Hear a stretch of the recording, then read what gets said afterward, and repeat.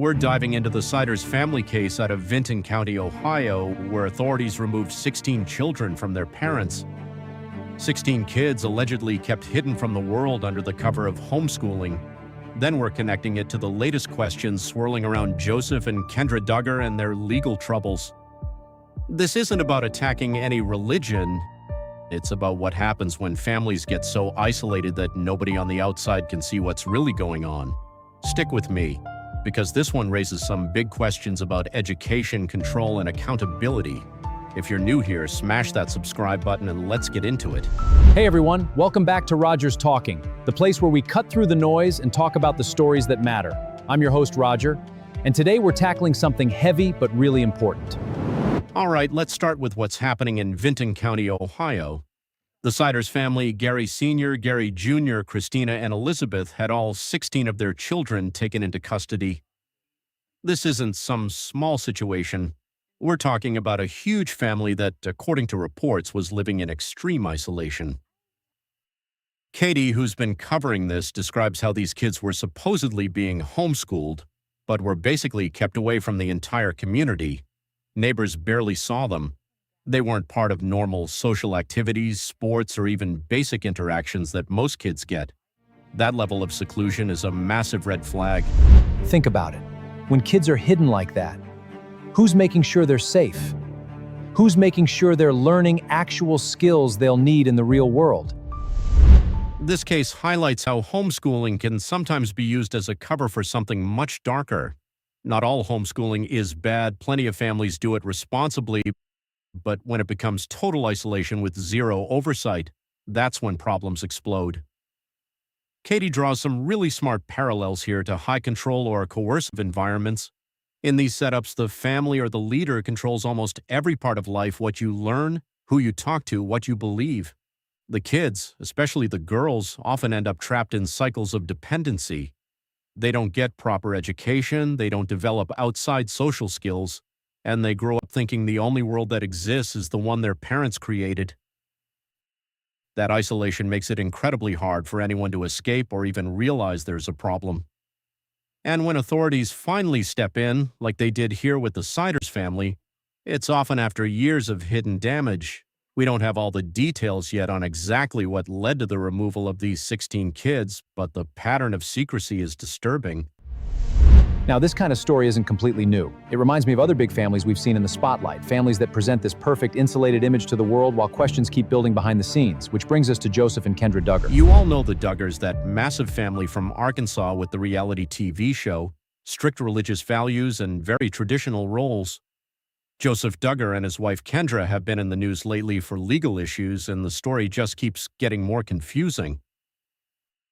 According to reports, some media outlets said Joseph and Kendra were released from jail after a $1,470 bond was paid, but Katie's been digging into this and says that's not accurate.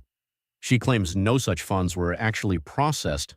As of now, both Joseph and Kendra supposedly still have outstanding balances and active warrants at the Elm Springs District Court. Here's where it gets really interesting and frustrating. Katie points out that other inmates in the Washington County Detention Center who had similar or even lower bond amounts are still being held. But Joseph and Kendra?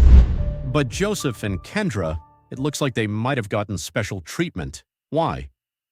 We don't know for sure, but when you have a famous last name and a big public platform, sometimes the rules seem to bend a little differently. This raises serious questions about fairness in the justice system. If regular people are sitting in jail waiting on the same bond amounts, but high-profile individuals walk free, that's not okay. We need transparency here. So what connects the Siders case and the Duggar situation? Both show the risks of families that operate in isolation with very little outside accountability. In the Siders case, it's literal physical and social isolation, kids allegedly hidden from the community. With some of these big fundamentalist families, it can be more ideological isolation. Kids are raised with limited exposure to the outside world, often with very controlled education, limited media, and strict gender roles. When problems arise, whether it's abuse, legal trouble, or neglect, it can stay hidden for a long time because nobody outside the bubble is watching.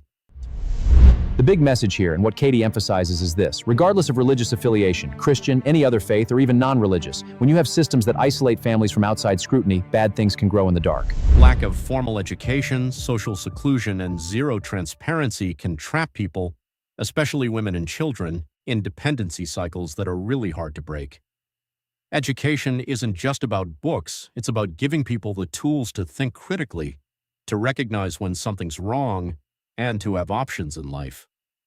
We should support parents' rights to raise their kids according to their values, but that doesn't mean total secrecy.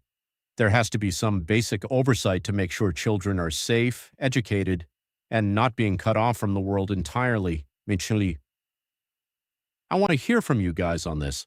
Have you seen situations in your own communities where isolation led to problems?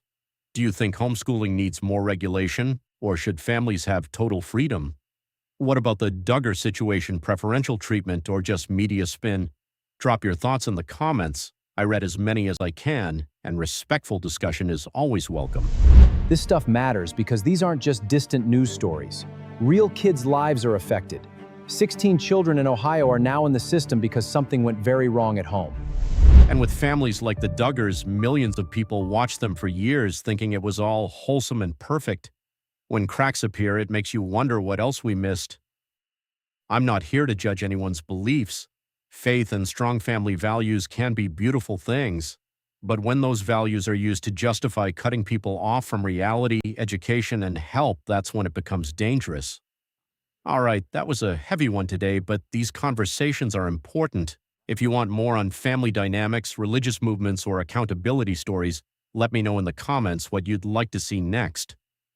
Give this video a like if you think these topics deserve attention, share it with someone who might be interested, and subscribe for more straight-talking content. Thank you so much for watching Rogers Talking. Stay aware, stay compassionate, and I'll see you in the next video. Take care, everyone.